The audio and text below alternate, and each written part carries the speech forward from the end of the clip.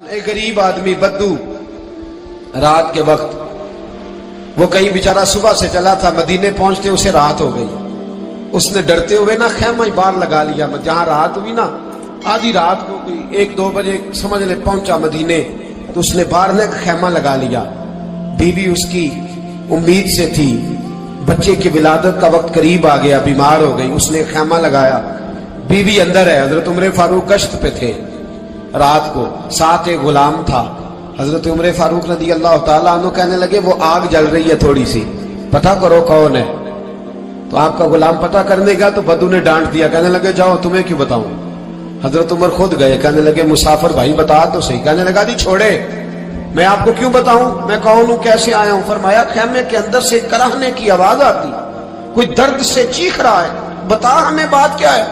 کہنے لگا جی میں فلاں بستی فلاں علاقے کا ایک غریب ہوں، امیر المومنین عمر فاروق سے ملنے آیا ہوں، اور رات ہو گئی ہے تو یہاں خیمہ لگایا ہے، صبح میں ان سے مل کے چلا جاؤں گا۔ تو رات کو تکلیف دینا پسند نہیں کیا، تو میری بیوی امید سے تھی، اب بچے کی ولادت کا وقت قریب ہے، پاس کوئی نہیں۔ حضرت عمر کہنے لگے تو ٹھہر میں ابھی آیا، چہرے پہ نقاب ہے، اسے بتایا نہیں میں ہی امیر المومنین۔ عمر دوڑے گئے، اپنی زوجہ سے کہنے لگے اگر تجھے بہت بڑا اجر مل رہا ہو تو حاصل کرے گی؟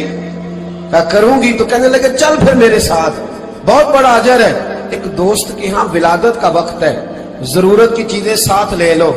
اس عورت نے تھوڑے دانے لے لیے، گھی لے لیا۔ حضرت عمر سے کہنے لگی لکڑیاں اکٹھی کر لیں۔ امیر المومنین کونسلر کی بات نہیں بتا رہا آپ کو، میں آپ کو ایم پی اے کی بات نہیں بتا رہا، ایم این اے کی بات نہیں بتا رہا، جو 10 گاؤں کو ملا کے چیئرمین بنا اس کی بات نہیں بتا رہا، اس کی بات بتا رہا ہوں جو 22 لاکھ مربع میل کا حکمران ہے، اس کی بات بتا رہا ہوں جو گلی سے گزرے تو شیطان رستہ ہی بدل جاتا ہے، اس کی بات بتا رہا ہوں جس کے بارے میں میرے مصطفیٰ کریم صلی اللہ تعالیٰ علیہ وآلہ وسلم نے فرمایا میرا عمر تو وہ ہے کہ 950 سال حضرت جبریل بھی اس کی شان بیان کرے تو عظمت ختم نہیں ہوتی۔ اتنا بڑا شخص۔ حضرت عمر نے لکڑیاں اکٹھی کی، اینٹوں کا روڑے لے کے چولہا بنایا، پہنچ گئے۔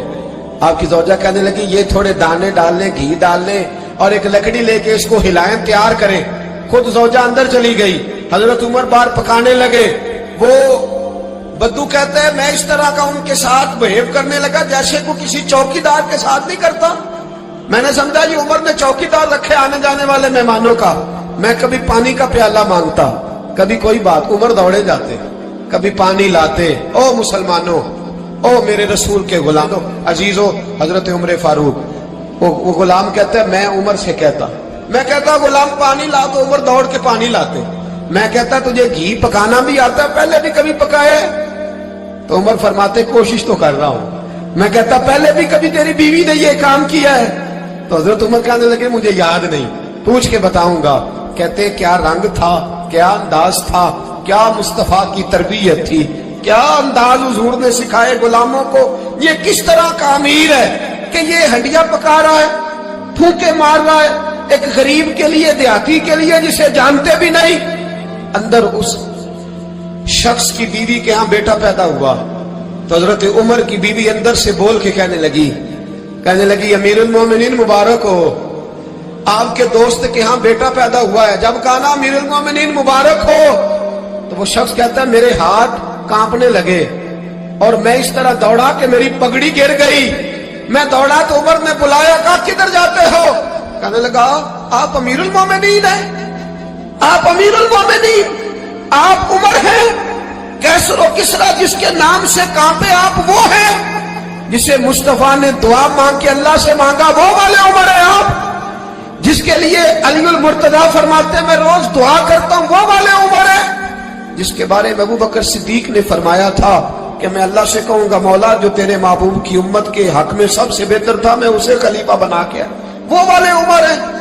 عمر امیر المومنین کی بیوی وہ تو خاتون اول ہوتی ہے، وہ تو ملکہ ہوتی ہے، اور تیری بیوی دائی بن کر ایک غریب کے بچے کے پاس بیٹھی رہی ولادت کے وقت۔ عمر امیر المومنین ہو کے تیری داڑھی ساری دھومے سے بھر گئی تو ڈیوٹی کرتا رہا۔ تو سیدنا عمر رو پڑے اور اس بدو کو سینے سے لگا کے کہنے لگے تجھے پتہ نہیں تو کہاں آیا ہے؟ اس شہر کا پتہ ہے؟ اس نے کہا حضور کہاں ہے؟ فرمایا یہ میرے نبی کا مدینہ ہے، یہ مصطفیٰ کا مدینہ ہے، یہاں امیروں کا استقبال نہیں ہوتا، یہاں غریبوں کے استقبال ہوتے۔ یہاں حضور نے اس اسٹیٹ پہ میرے رسول پاک نے وہ والا رنگ دیا ہے کہ اب غریب سر اٹھا کے جینے لگے ہیں، اب مزدوروں کو عزتیں ملنے لگی ہیں، اب یتیموں نے سر اٹھا لیا ہے کہ ہمارا کوئی سننے والا آ گیا۔